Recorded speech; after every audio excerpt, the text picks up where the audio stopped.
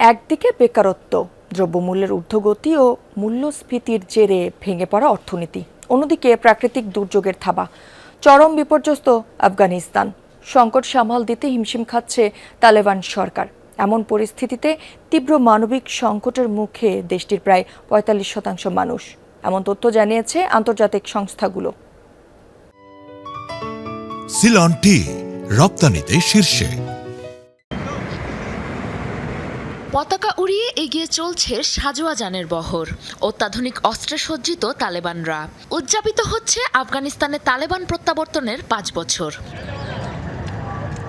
নানান সংকট আর মানবাধিকার পরিস্থিতি নিয়ে জাতিসংঘ ও বিভিন্ন সংস্থার উদ্বেগ সতর্কতা উপেক্ষা করেই নিজেদের সক্ষমতা তুলে ধরতে ব্যস্ত তালেবানরা।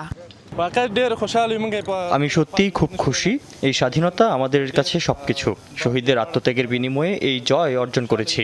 এর সাথে কোনো কিছুর তুলনা চলে না।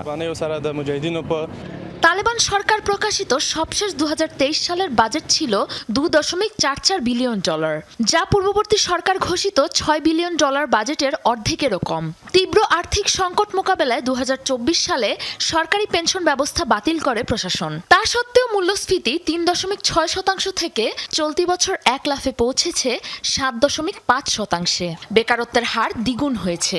৫ লাখেরও বেশি মানুষ হারিয়েছে কর্মসংস্থান। অর্থনৈতিক সংকট সামাল দিতে হিমশিম খাচ্ছে তালেবান সরকার।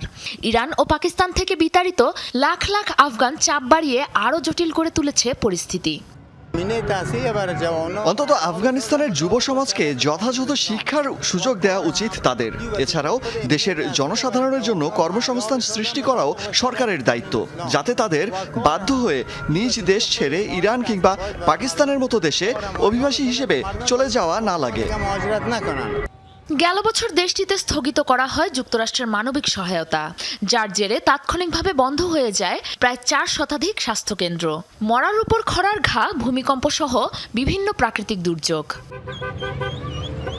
আন্তর্জাতিক সংস্থাগুলোর সতর্কবার্তা, চলতি বছর চরম মানবিক বিপর্যয়ের মুখে পড়তে যাচ্ছে দেশটির প্রায় ৪৫% মানুষ, যার মধ্যে ১,১৫,০০,০০০-এরও বেশি শিশু। দীর্ঘ ৫ বছর পেরোলেও তালেবান প্রশাসনকে আনুষ্ঠানিক স্বীকৃতি দেয়নি রাশিয়া ছাড়া অন্য কোনো পশ্চিমা দেশ। তবে তালেবানদের দাবি, শরিয়া আইনের ভিত্তিতে একটি পূর্ণাঙ্গ ও কার্যকর শাসন ব্যবস্থা বজায় রয়েছে দেশটিতে। সাবরিনা নুসরাত, যমুনা নিউজ।